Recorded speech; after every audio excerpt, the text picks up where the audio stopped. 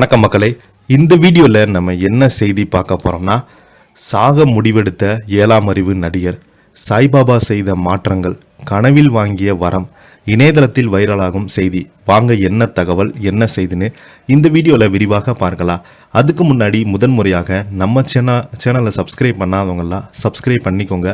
Bell button symbol அமைக்கி நம்ம சேனலோட நோட்டிஃபிகேஷனை எனபிள் பண்ணிக்கோங்க. நாங்கள் போடுற வீடியோ எல்லாமே உங்களுக்கு உடனுக்குடனே வந்து சேரும். வாங்க என்ன தகவல்னு இந்த வீடியோவில் பார்க்கலாம்.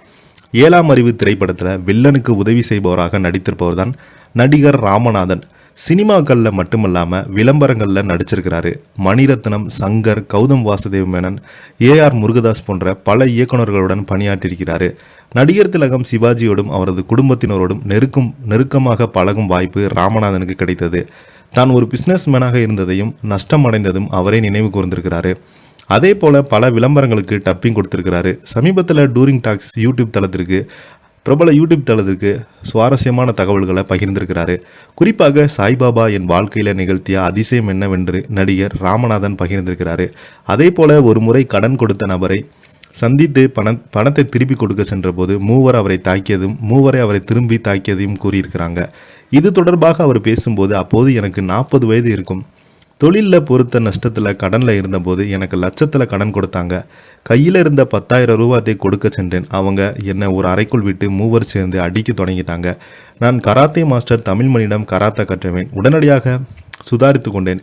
அவர்களுடைய லைட்டை அணைத்து தாக்கினாங்க. நான் திரும்பி அடித்ததில் அவங்க ஒருவருக்கு மூக்கு உடைந்து விட்டது, இன்னொருவருக்கு பல் விழுந்து விட்டது. பின்பு அந்த நபர்கள் காலில் விழுந்து மன்னிப்பு கேட்டாங்க. தன்னை தாக்கிய ஒருவருக்கு மனநலம் சரியில்லாத மகன் இருந்திருக்காங்க. அந்த பையனுக்கு கெஞ்சி கேட்டுக்கொண்டதால் அவங்களை காவல்துறையில் பிடித்து கொடுக்காமட்டேன். கடனால் இறந்து போகலாம் என முடிவெடுத்து எனக்கு தற்கொலை செய்து கொள்ளும் தைரியம் இல்லை.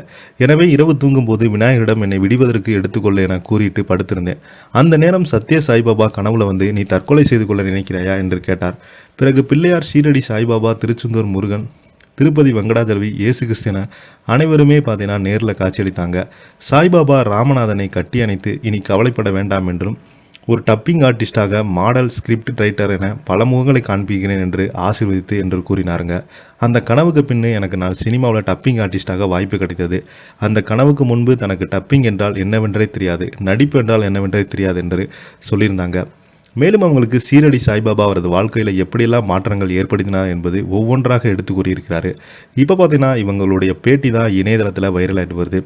யாருமே தற்கொலை முடிவு ஒரு தீர்வாகாது, எந்த ஒரு பிரச்சனை வந்தால் அதை போராடி ஜெயிக்க வேண்டும் என்று 7ஆம் அறிவு பட நடிகர் ராமநாதன் அவர்கள் குறிப்பிட்டிருக்கிறாரு. இதை பற்றி நீங்கள் என்ன கீழே உள்ள கமெண்ட் பாக்ஸில் மறக்காமல் பதிவிடுங்க. இந்த வீடியோ பிடிச்சிருந்தால் லைக் பண்ணுங்கள், ஷேர் பண்ணுங்கள். நன்றி, வணக்கம்.